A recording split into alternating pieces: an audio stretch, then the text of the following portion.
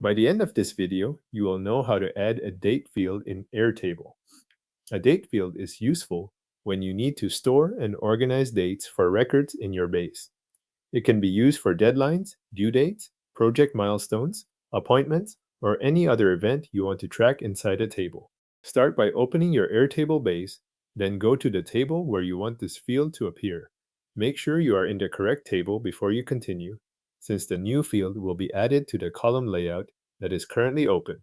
Once you are in that table, move across the row of column headers until you reach the end. There, click the plus button to add a new field. Airtable will open the field setup options so you can choose what type of data this new column should hold. From the list of available field types, select Date. This tells Airtable that the column will be used for calendar dates instead of text, numbers, or other kinds of values. After you select Date, you can configure the field. If you want, enter a field name. For example, you might call it Due Date if the column will be used to track when work needs to be finished. Then choose the date format you prefer for how dates should appear in the table. If your records need more than just the day, month, and year, you can also enable Include Time. If you want Airtable to show time zone information, enable Display Time Zone as well. There is also an option called Default to Current Date.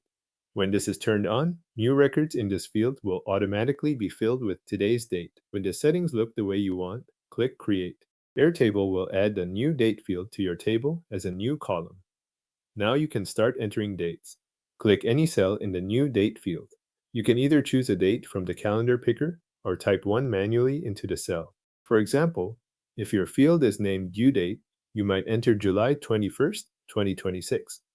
Airtable will store that value in the format you selected when you created the field. If you need to change a date later, click the cell again and edit it. If a date is no longer needed, you can clear it from the cell. Airtable saves changes automatically as you work, so there is no separate Save button to press after each update. Your Airtable table now has a date field ready for entering and organizing dates.